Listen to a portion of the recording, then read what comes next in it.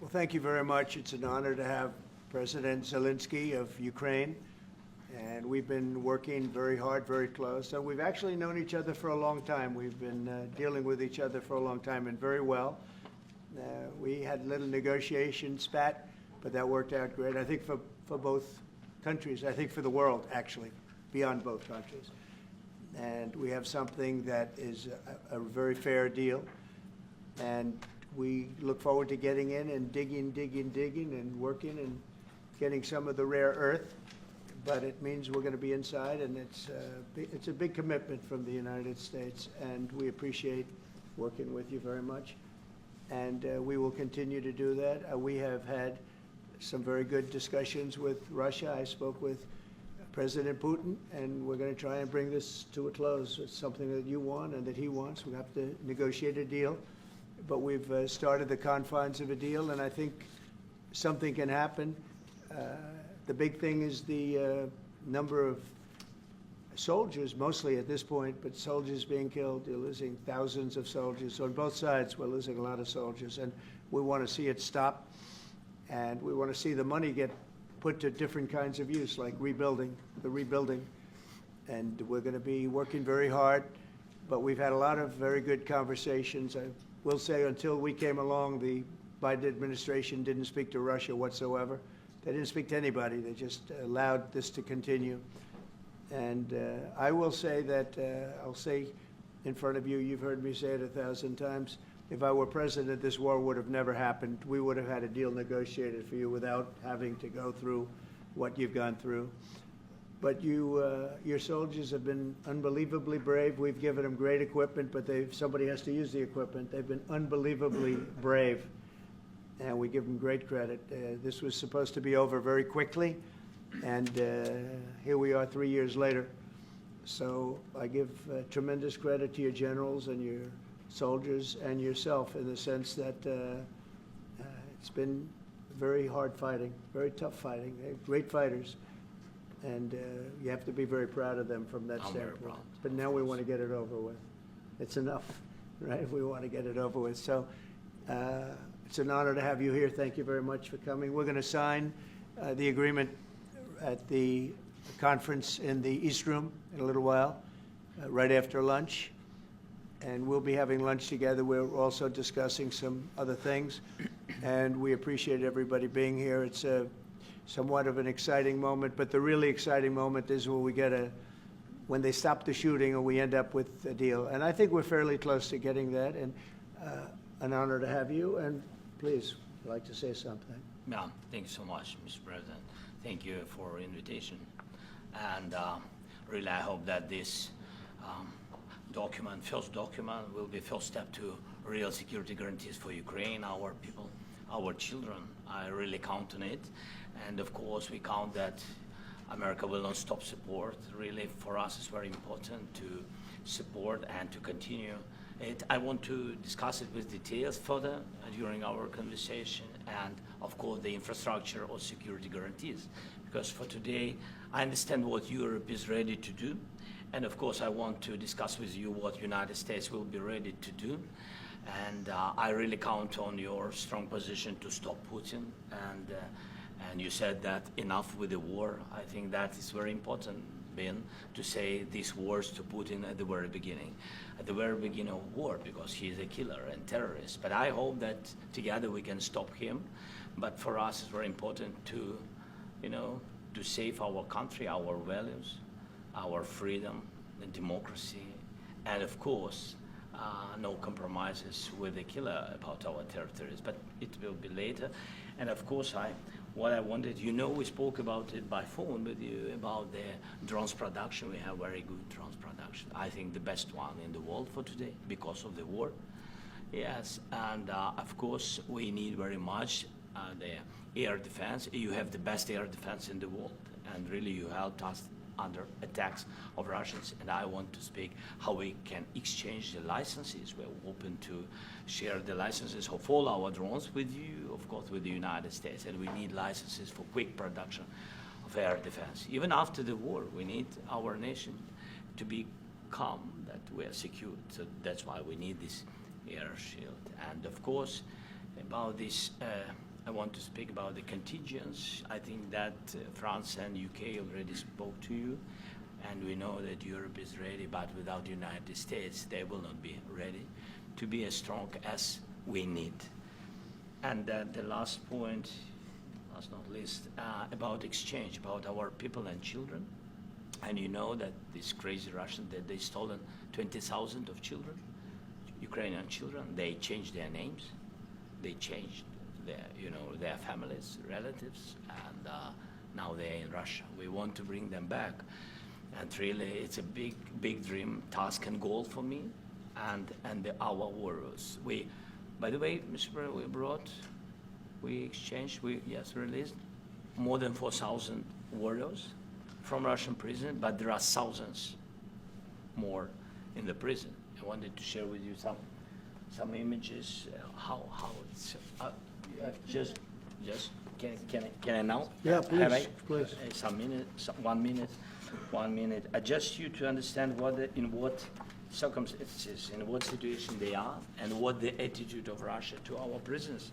That guys, just you before and after. And you see before and after, just you to understand. Now thousands of such guys, ladies and men, there. And so they don't eat, they beat them, and they, so they do a lot of, bad things. So out of, even during the war, there are rules. Everybody knows there are rules during the war. So these guys, they don't have any rules. You see that 50, 60 kilograms left, and a lot of such things. And I didn't want to show you what the changes with images of children, because I will just share with you. I mean, it's looking tragic.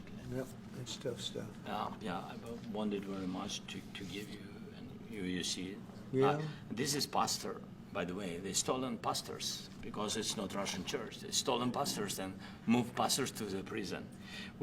At the end of last year, we brought 3 pastors, and we could exchange them.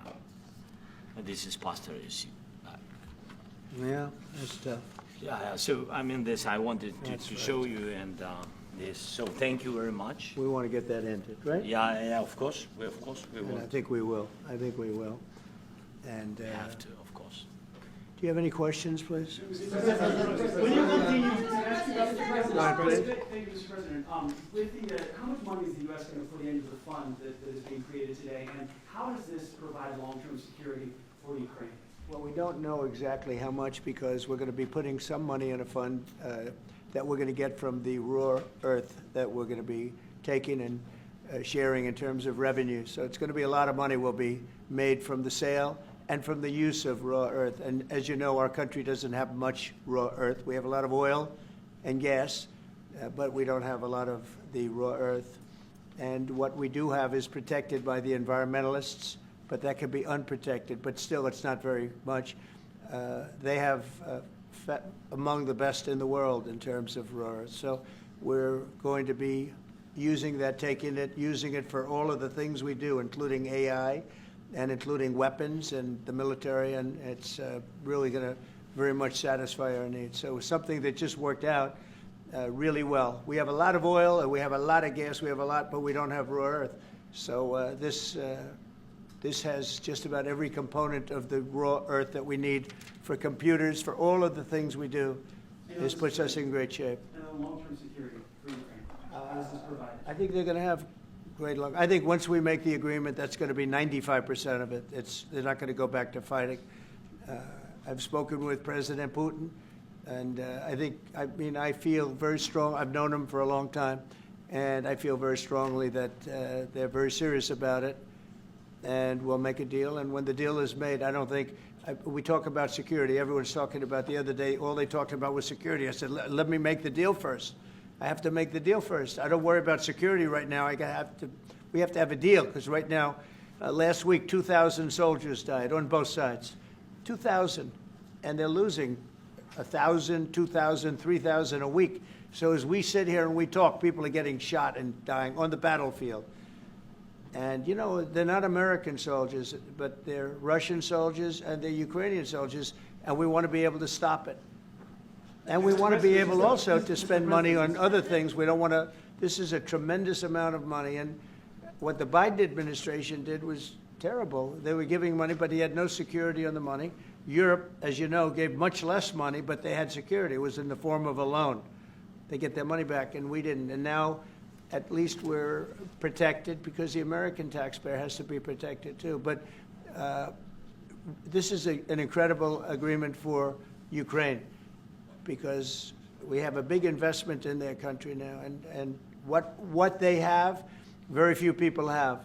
And we're able to really go forward with very, very high-tech things and many other things, including weaponry that we're going to use in many locations, but that we need for our country. This allows us to do that.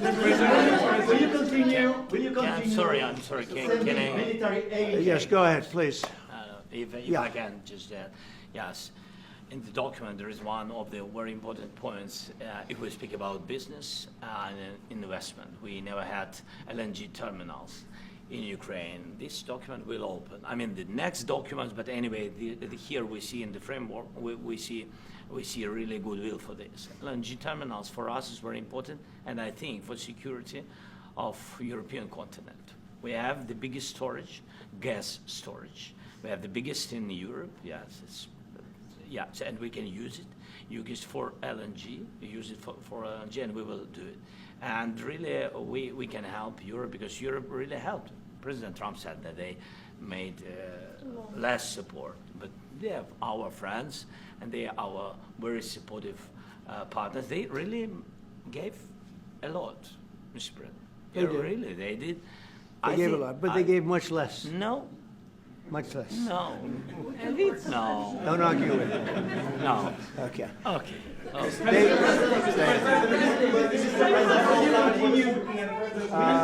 Yeah, please. Mr. President Trump, you have repeatedly called the deal with Ukraine as a historical one.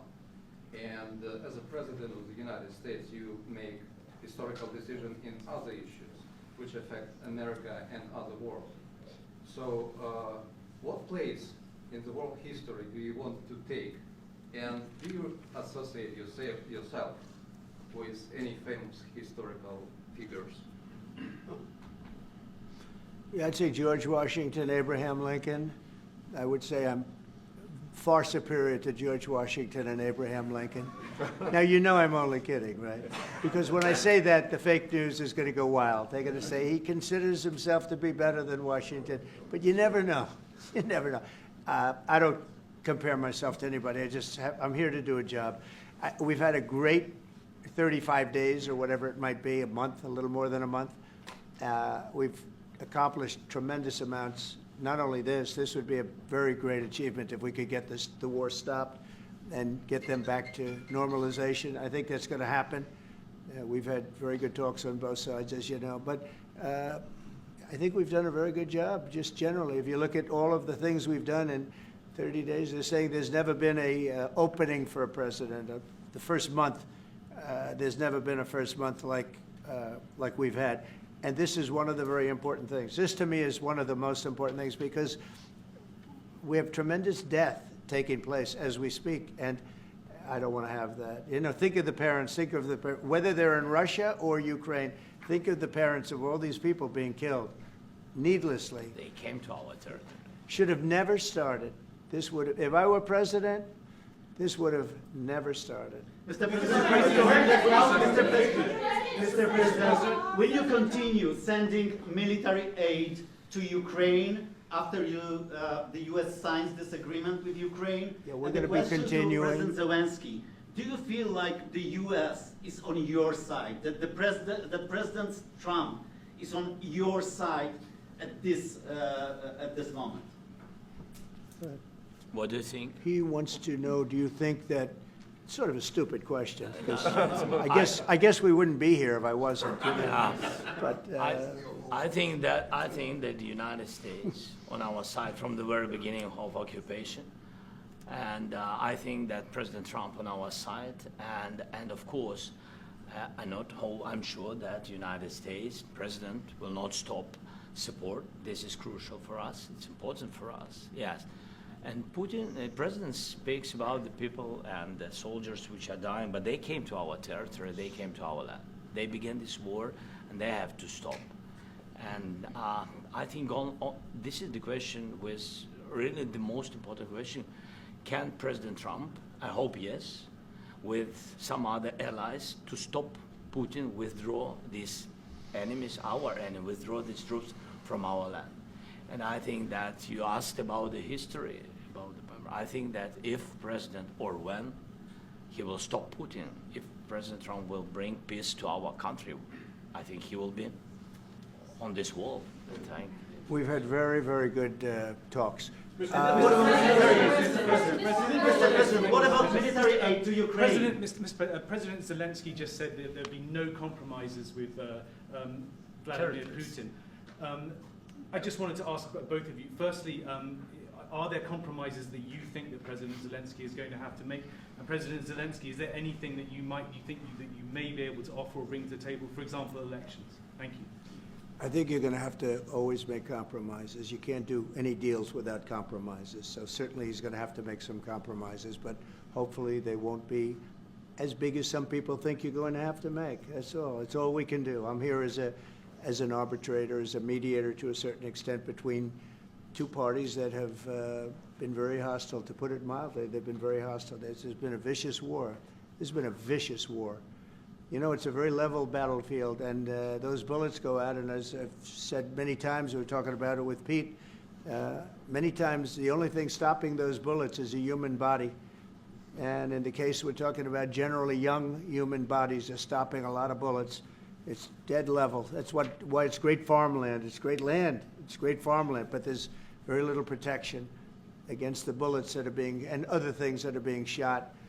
So all I can do is see if I can get everybody at the table and get an agreement. And I think we're going to end up with an agreement. Otherwise, I wouldn't probably be even here today. Mr.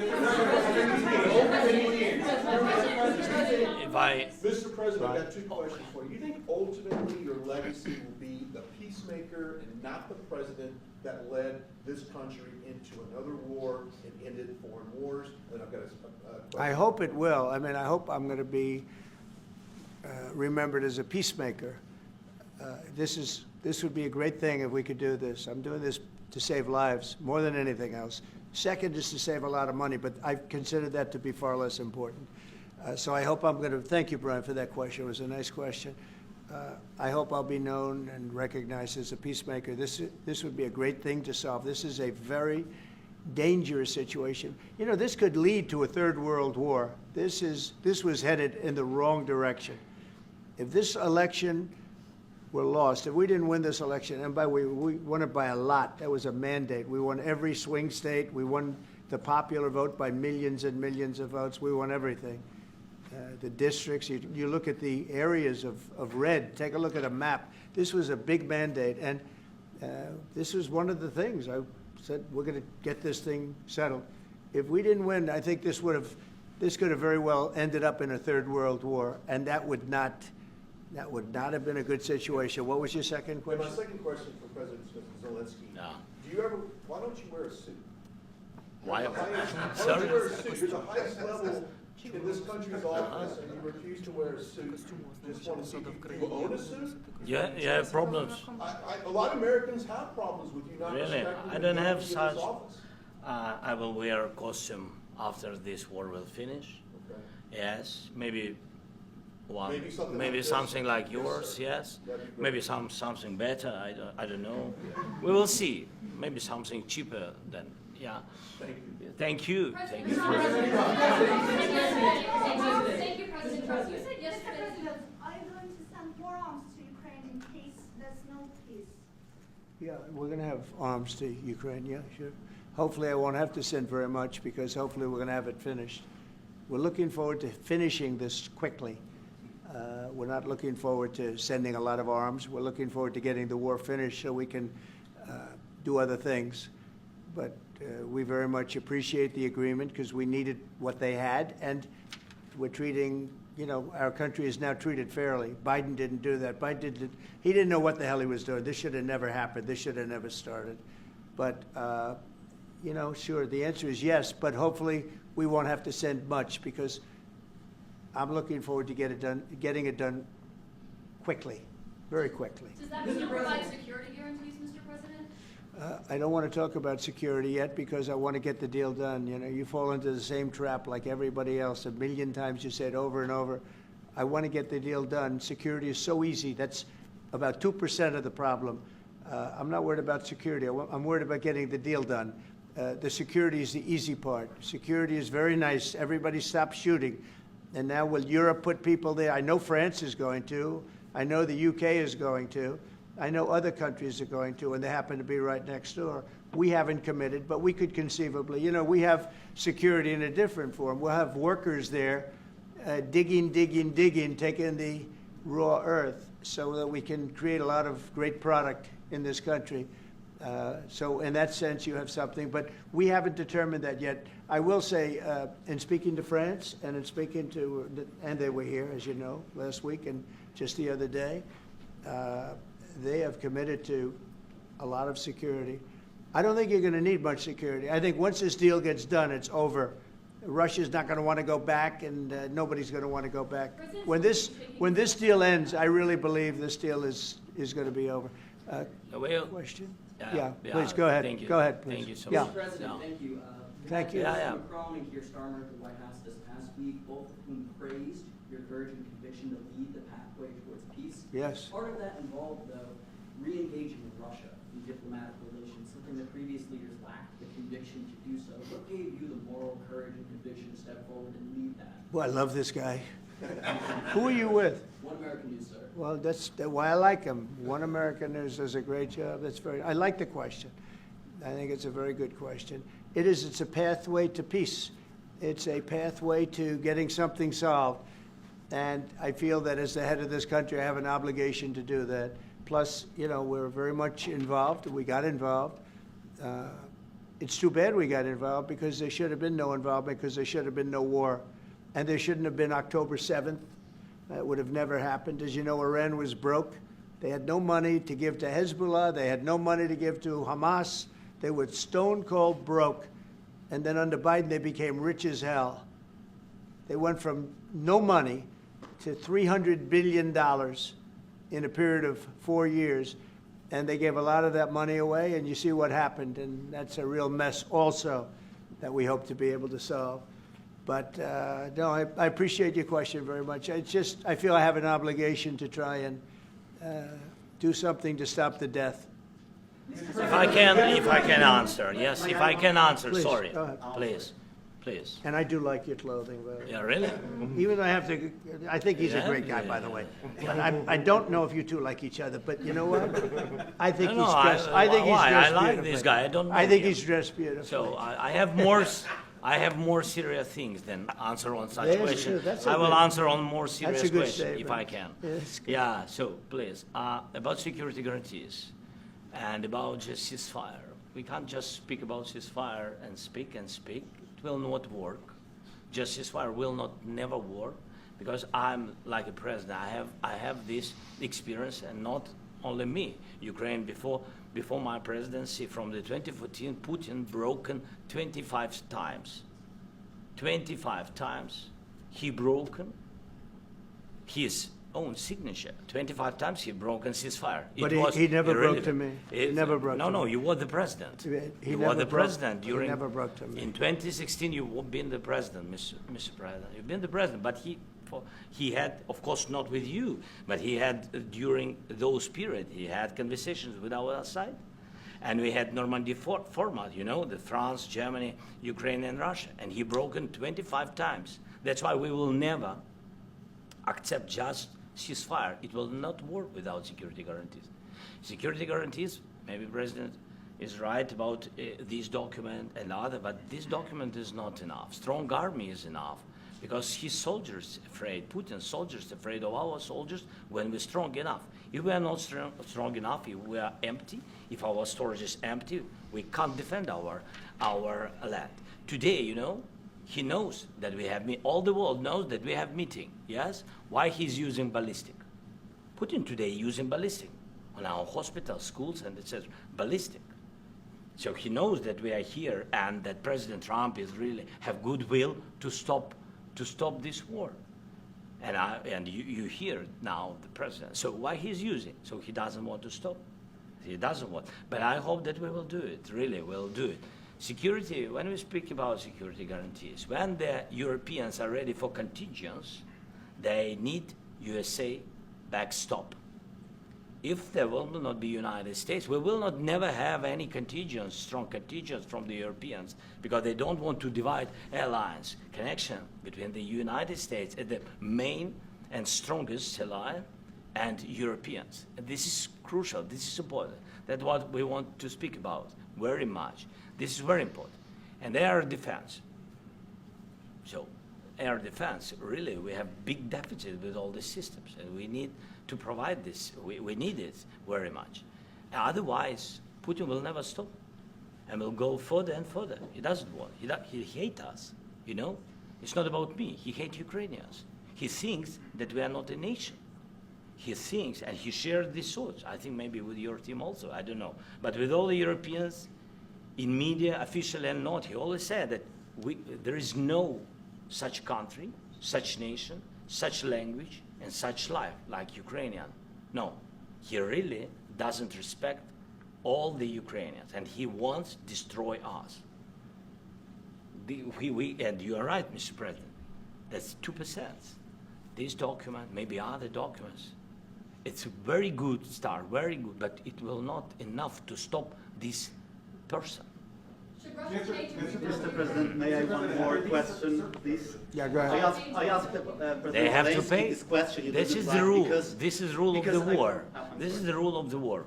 During all the centuries, all the history, this is the rule of the war. Who began, those pay. This is the rule. Putin began this war. He has to pay all money for innovation. He has to pay. Of course, some Russian assets, what we have in Europe, about 300 billion, we can use them. We can use for innovation and buy military support from the United States also. We can do it, but it's not enough. It's Mr. not enough. President, I asked this question that you didn't like because I wanted to know. Go ahead, please. Wait 1 second. I asked this question that you didn't like because I wanted to know if you want to position yourself in the middle between Russia and Yes, Ukraine, I or do. on the Ukraine side. No, I'm in the middle. I want to solve this thing. I'm for both. I want to get it solved. And it's wonderful to speak badly about somebody else, but I want to get it solved. If we can solve it, great. If we can't solve it, they're going to have to fight it out, and who knows what's going to happen. But I want to see it get solved. May I follow up? One more question about U.S. troops in Europe. After Russian invasion of Ukraine, your predecessor sent additional troops to Eastern Europe, including Poland, my country. Yeah? Are you committed to keeping these troops on the eastern flank of NATO in the future? I'm very committed to Poland. I think Poland has really stepped up and done a great job for NATO. They, as you know, they paid more than they had to. They are one of the finest groups of people I've ever known. I'm very committed to Poland. What about Baltics? Poland's in a tough neighborhood, you know. What about the Baltics? The Baltics, they got a lot of, it's a tough neighborhood too, but we're committed. We're going to be very committed, and we're committed to NATO. But NATO has to step up, and the Europeans have to step up more than they have. And I want to see them equalize, because they are in for far less than we're in, and they should be at least equal. You understand that? Why is the United States, we have an ocean in between, why is the United States in for so much more money and other things as Europe? With that being said, and as you said, they've also been obviously very helpful, but we have put in far more than they have, and I think they should equalize. Yeah, please, go ahead. Ask you about the agreement again today. What changed between the first time that Secretary Bessent gave President Zelensky the agreement and today for the signing? We made a deal. So What was the I'm was there a just, deciding factor? Or was there- I'm a business person. We made a deal. That's what changed. Along with the general- I didn't think we were going to make a deal, and we ended up making the deal, so that changed. You Mr. know? President, what and how do you envision a trilateral summit with President Zelensky and I don't know, but it's, well, they don't like each other. I can tell you that. Okay. They do not like each other. This is not a love match, and it's unfortunate. That's why you're in this situation.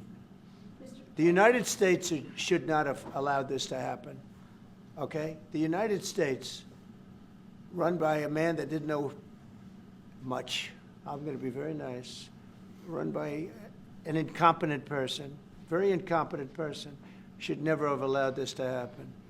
I've stopped wars. I've stopped many wars. My people will tell you, I stopped wars that nobody ever heard about. I stopped wars before they ever started. You can look at some of, I could give you a lot of nations that would tell you right now they were probably going to war. I could tell you right now there's a nation thinking about going to war on something that nobody in this room has ever even heard about. Two smaller nations, but big, still big. And I think I've stopped it. But this should have never happened. Mr. President, About sorry, just a second. About any negotiations. That first of all, I want really to tell you, and I think that everybody understands that Ukraine, more than Ukrainians, nobody wants to stop this war. But at the future, any negotiations, it's understandable that two sides of the war, not Russia and the United States, because this is not the war between Russia and the United States. This is a war of Russia against Ukraine and Ukrainian people. So these two sides will be at the anyway will be at the negotiation table. Then of course United States, like the strongest partner of the Ukraine, and of course Europe. I think Europe is very important. I want to speak about it with the President. Yes, Europe is very important for us because we really defend Europe for today. All Europeans really recognize that we are defending the line, and they have real life, and our people are dying. That's why they helped us. And also, it's about the NATO. Yes, between, like the President said, you have big, nice ocean. Yes, between us. But if we will not stay, Russia will go further to Baltics and to Poland, by the way. But first to the Baltics. It's understandable for them because they've been in the USSR. You know, they've been one of the republics of the USSR, and Putin wants to bring them back to his empire. It's a fact. And when he will go there, if we will not stay, you will fight.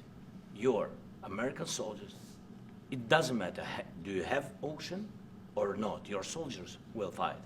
Mr. President, would you be willing to visit Ukraine, maybe Kyiv or Odessa, which is known to be a very Euro Black Sea? It was my question. Yeah. I'm sorry.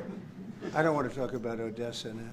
Let's not talk about Odessa. I want to talk about making a deal, getting peace. We don't have to talk about Odessa, but a lot of cities have been destroyed. There are a lot of cities that are not recognizable. There's not a building standing. No, and a lot of things have Mr. President, you have to come and to look. No. We have very good cities. Yes, a lot of things have been destroyed, but mostly cities alive, and people work, and children go to school. Sometimes it's very difficult. Sometimes closer to front line, children have to go to underground schools or online, but we live. Ukraine is fighting, and Ukraine lives. This is very important. And maybe it's Putin is sharing this information that he destroyed us. No, he lost 700,000 people, 700,000 soldiers. He lost everything. Yes. So. Mr. President, Mr. when did you President, last speak one with- more. when- I mentioned Mr. Poland. President, thank you. Please, Mr. go ahead. President, when did you last speak with President Putin, and what did he say that? A couple of days ago. And what did he tell you that gave you the assurance that he wanted peace? Well, that's what I do. My whole life is deals. I know pretty good. And I've known him for a long time. I've dealt with him for a long time. He had to suffer through the Russia hoax. You know, Russia was a hoax. It was all Biden. It was nothing to do with him. So he had to suffer through that, and he was able to do that. I think that he wants to make a deal, and he'd like to see it end. That's all I do. That's what I do. My whole life, that's what I do is make deals. And I'm in the middle of a mess because this is a real mess. It's a very dangerous one. If this doesn't get solved now, it's not going to get solved for a long time. So I hope we're going to get it solved. In the back, please. Thank you, Mr. President. Prime Minister Starmer claimed repeatedly that his government believes in free speech and was not engaged in censorship. But his country's government arrests people for memes and thought crimes, and even more worrisome is pressuring American companies to censor Americans on its behalf.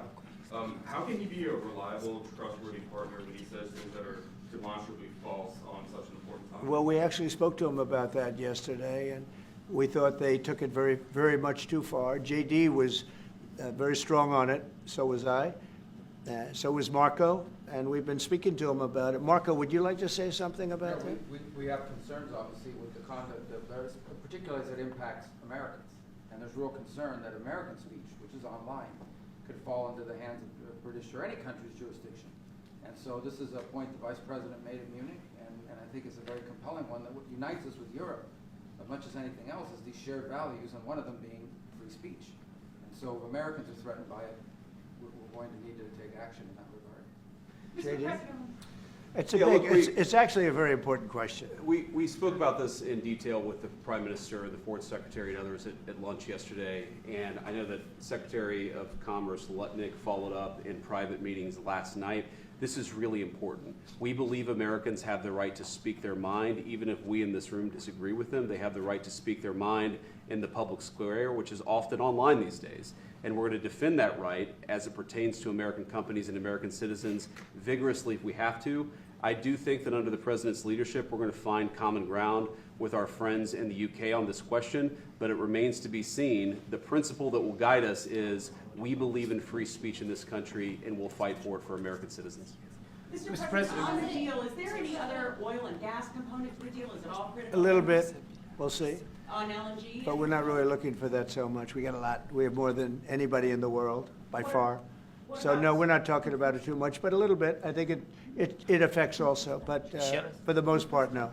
And sir, is there any agreement from Ukraine to purchase U.S. LNG as part of the deal, or is that on the table at all? No, Mr. President, we don't need that. Mr. President, I just wanted to ask you about, you just mentioned that you'd spoken to Vladimir Putin a couple of days ago. Just to be clear, that's a new call, not the one that you were I've spoken to him on numerous occasions. Okay. And how was the latest call? And what did you discuss?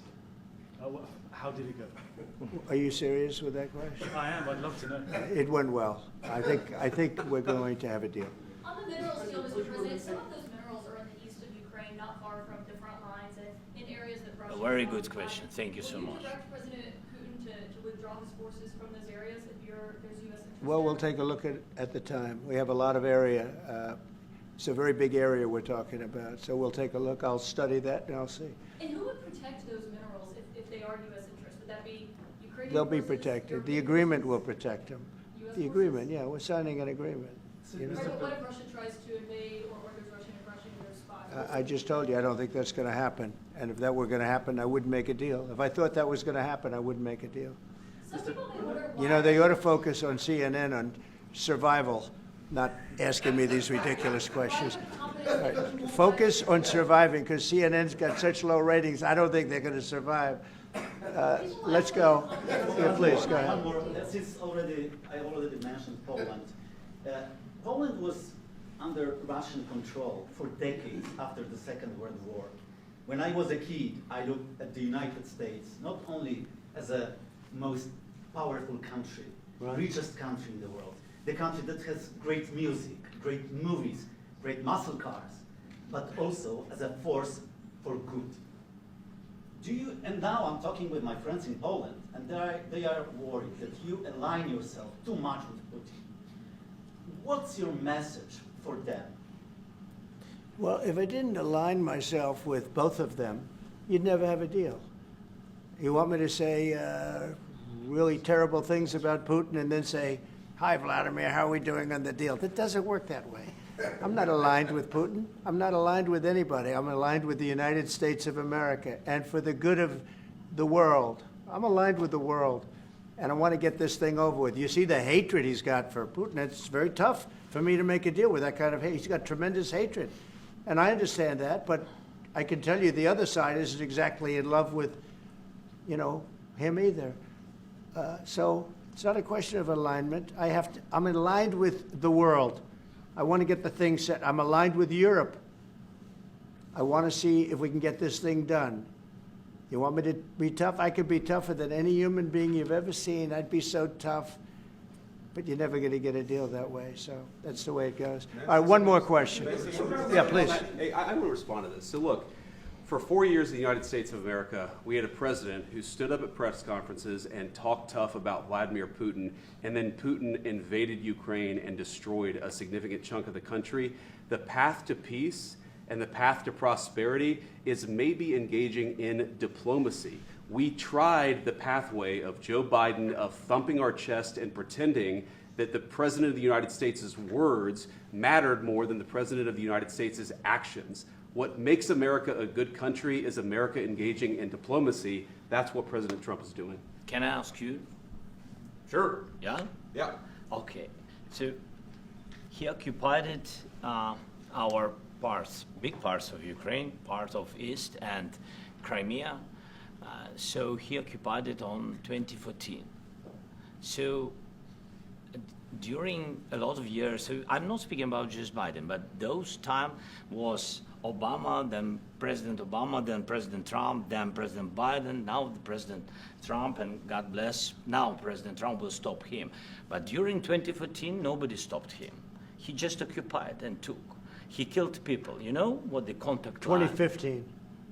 2014. 2014 is Well, 2014. Yeah. So I was, he killed, I was not here. Yeah, but That's exactly but, right. Yes, but during 2014 till 2022, yeah, the situation the same. The people are been dying on the contact line. Nobody stopped him. You know that we had conversations with him, a lot of conversation, my bilateral conversation, and we signed with him, me, like a new president. In 2019, I signed with him the deal.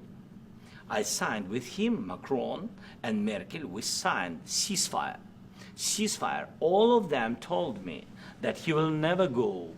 We signed him gas contract. Gas contract.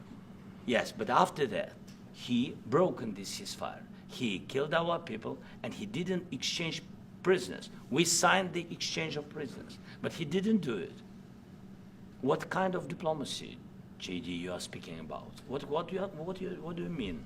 I'm talking about the kind of diplomacy that's going to end the destruction of your country. Yes, but if you are Mr. not President, strong... Mr. President, with respect, I think it's disrespectful for you to come into the Oval Office and try to litigate this in front of the American media. Right now, you guys are going around and forcing conscripts to the front lines because you have manpower problems. You should be thanking the President for trying to bring an end to this conflict. Have you ever been to Ukraine that you say what problems we have? I have been to. Come once. I've actually watched and seen the stories, and I know what happens is you bring people, you bring them on a propaganda tour, Mr. President. Do you disagree that you've had problems bringing people into your military? We have problems. And do you think that it's respectful to come to the Oval Office of the United States of America and attack the administration that is trying to prevent the destruction of your country? A lot of questions. Let's start from the beginning. Sure. First of all, during the war, everybody has problems. Even you, but you have nice ocean and don't feel now, but you will feel it in the future. God bless. You don't know that. God bless. You don't God know bless. that. You will not have a war. Don't tell us what we're going to feel. We're trying to solve a problem. Don't tell us what we're going to feel. I'm not telling you. Because I'm you're in no answering on position this to question. dictate that. That's Remember exactly what this. I'm not You're dictating. in no position to dictate what we're going to feel. We're going to feel very good. You will feel influence. We're going to feel very good and very You strong. will feel influence. You're right now not in a very good position. You've allowed From the yourself very- to be in a from very the bad very position, beginning and he of the happens war. to be right about From it. the very beginning of the war. You're not Mr. in a Brown, good position. I You was don't have in the cards right now. With us, you start I'm having not playing cards. But cards. right now, you I'm don't. very Yeah, you're playing serious, cards. Mr. President. You're I'm playing very cards. serious. You're I'm gambling the with the president lives in of war. millions of people. You think- You're gambling with World War What do you- III. what do you You're think about? gambling with What do you World think War about? III.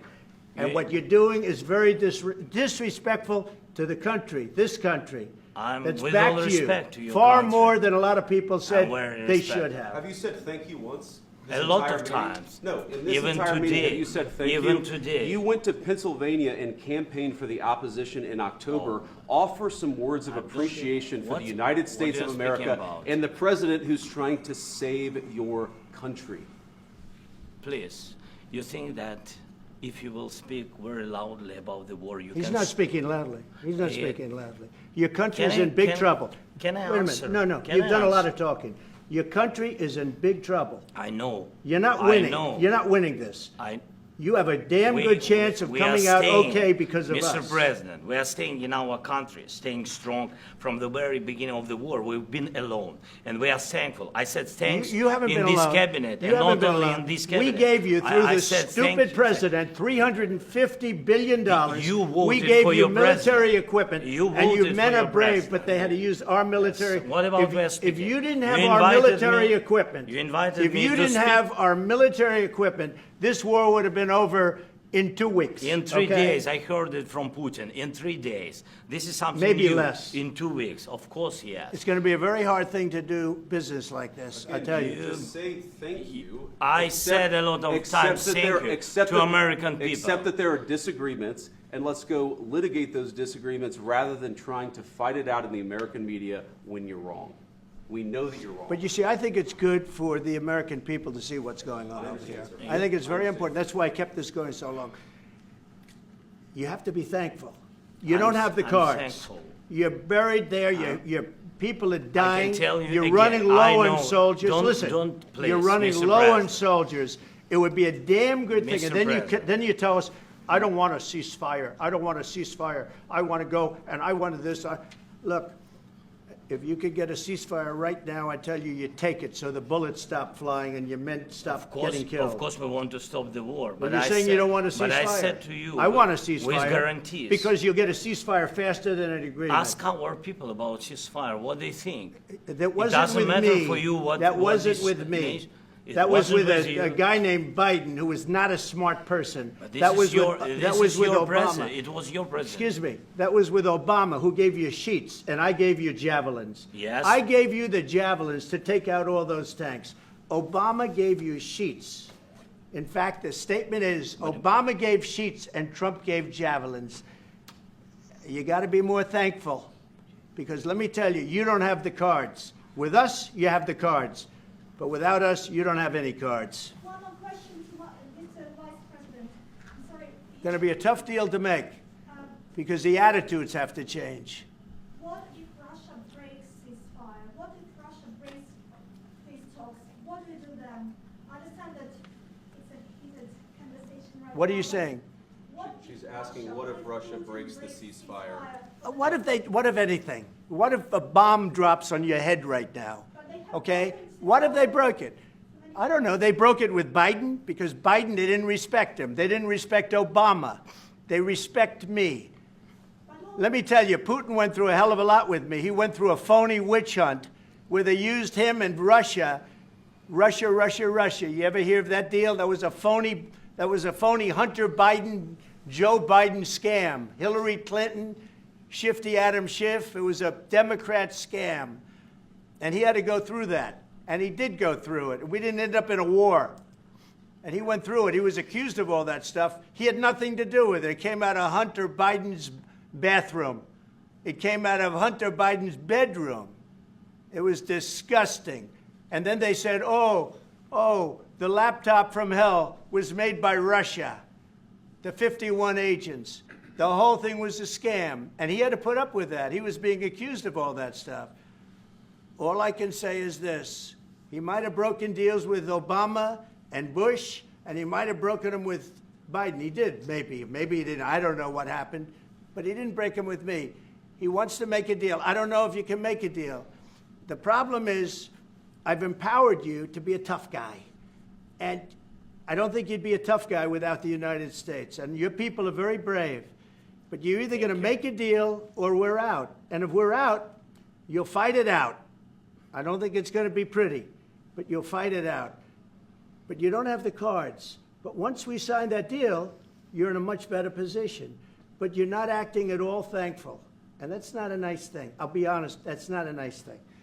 All right, I think we've seen enough. What do you think? Huh? This is going to be great television, I will say that. All right. We'll see what we can do about putting it together. Thank you. Thank you.